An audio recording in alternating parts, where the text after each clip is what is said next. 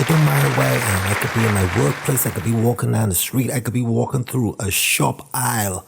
And there will be certain things I would see adults, or at least people in adult bodies doing that are putting me off. And I have the question, is there a certain age you reach when you can say you are officially a matured person?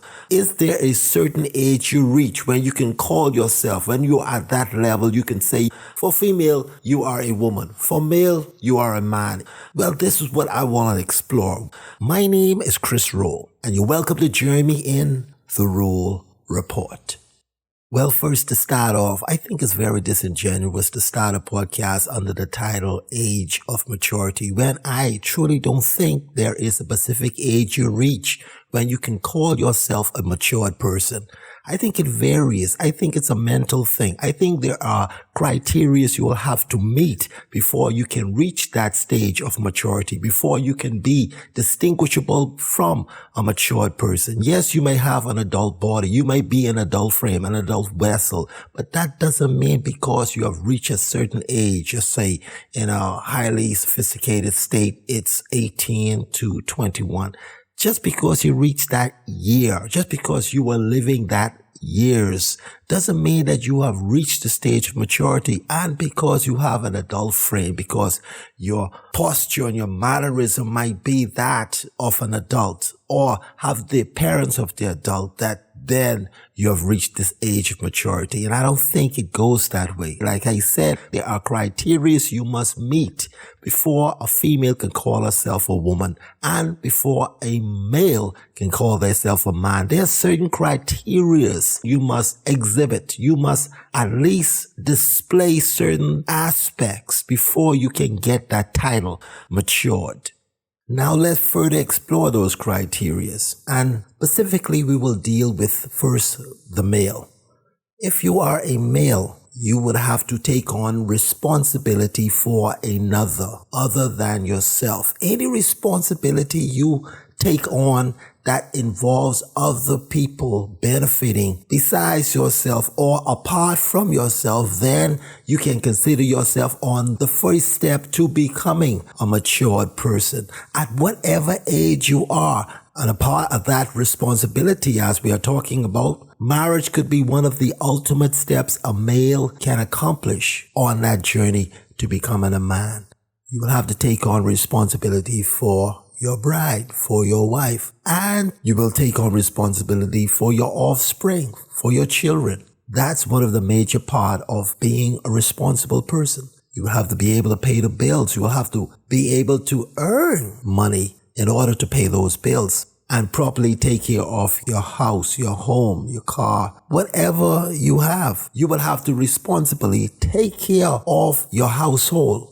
Another part of that journey to manhood as a male is to have that mindset, that mental state where you continually take care of others as your responsibility. It becomes your daily chore. It is not a one-time ticket. It is a ongoing process. And as long as you can continue on that ongoing process, taking care of your family, taking care of your bills, taking care of all of your debts, only then as a male you can successfully claim to reach that statehood where you can be a man. Now on to the females. What are their roles? What are they required to reach that mental threshold to claim that title of women? As for me, I won't claim to be an expert to speak on the nature of women. But as a husband, I think I have some ideas, some legitimate ideas on what a woman's responsibility should be as it pertains to a family. And as it pertains to the family, I will speak on that. Well, in a family, as a female becomes a woman and she's married, now she has the responsibility of taking care of her husband. So the responsibility of a male and a female when they are married is overlapped. The male's responsibility as a man is to take care of his wife, and the female responsibility as a woman is to take care of her husband. Now, it still overlaps when both have children. Their responsibility, their shared responsibility is to take care of their child, to take care of their children, to provide, to make sure that their child or their children grows up in a healthy environment. They are educated. They know what is right from wrong because they are taught by examples from both the father and the mother, the man and the woman, on what is required in a society, in a lawful society that abides by the rules of law. So they must train this child in that way. So when the child grows up to one day become an adult, whether it's a female growing to be a woman or whether it's a male child growing to be a man, that child will have already have that background understanding of what is required of them when they enter society as an adult, when they now have to take on the responsibilities as an adult, and what is required for them going forward as an adult. These are the examples that both the father, the mother, the man, and the woman would have to install in their child. Now, as it pertains to the overall provisions of that family, the male would have to step up. The male would have to have more responsibility as it pertains to providing a home. Not only to provide a home, but also to maintain that home. Not only to maintain that home, but to make sure that the bills and upkeep for that home is provided for. This is generally the male's responsibility. As it pertains to the female, when the male has provided that home, now it's her responsibility. And I'm not saying that it's only upon her shoulders. And at the same time, I'm not saying it's only upon the male's shoulders, but the male has a greater responsibility to provide for that home. But the female's responsibility is now to take care of that home, to have that home cleaned, to have that home in a nature where it is conducive for healthy growing. In that home, the female now have to provide for her family in ways that the male externally provide, going out there and providing the income to pay those bills. Interior responsibility to make sure that the children are properly provided for. Yes, and both responsibility of the man and woman overlaps when it comes to the child, when it comes to their children. But in either case, none can claim that they are really living up to their responsibilities if they are not on their own. If the parents are not taking their child, if both man and woman are not out there providing for their own, as opposed to still living with their parents or their guardians, having their parents or their guardians provide for them. In that case, are you considered, or can you really be considered an adult if you're still living in your parents' home and your parents are providing a shelter for you? No. As a man, no. It would be ridiculous for a male to claim that they are a man if they are still living with their parents and their parents are providing a home for them.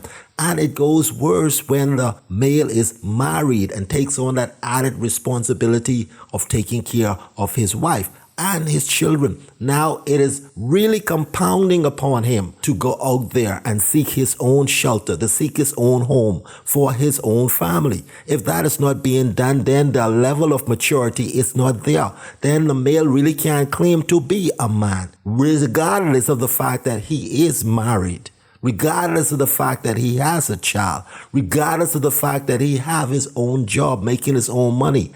In all instances, he must be on his own. That family as a unit must be on their own, trying to provide their own shelter, maintaining their own income, whether it's being employed for others or whether they are employing others in their own respective field of a profession. It is now incumbent upon them to seek, to provide, to maintain daily that authority, that title of man and woman. It will not be easy most of the time, but as it becomes a regular routine, a daily routine, then it now becomes a habit. It is habitual now within that family unit. Now they are doing things on automatic pilot. Now, it is not a suggestion that you go out and you work and you earn money and you come back and you provide for your home, provide for your family, maintain your house. It is now a necessity, something that is driven within you, something that's driving you as a man, as a woman, to now go and provide for your own. If that is not there, like I have said, you cannot really claim, in all honesty, that you are mentally a matured person or that you are a man or a woman. Unless, like I say, these criteria are being met. The better you are with these criteria, the better your family would be. The more proof you would provide of your justification for calling yourself or claiming the title of man or woman. And society will know. Society see these things. If you are clouded in some way and unaware of your own status as a male or as a female, trust me that others in society can see clearly where you are at the level you are and your status as a male or a female, whether you can justifiably claim the title of man or woman. Others in society will clearly see this, whether they come to you and confront you with it, whether they bring the news to you to provide you with information on where you are at a certain level, at a certain stage in your life, whether they just sit back and watch you either fail or succeed on your own. It is not their responsibility, but it is your responsibility as a male, as a female, on that journey to become mature adults, to become a man and a woman, to now provide for yourself, to have that added burden of responsibility to now provide for each other. It is now your responsibility to make sure that you are meeting these criteria. And when you hit those criteria, at the end of the day, you will know. And if you don't know, then it is without any doubt, the mental maturity, it's not there. You are just an adolescent trapped within an adult body. And how far will you go depends on how willfully destructive you can be.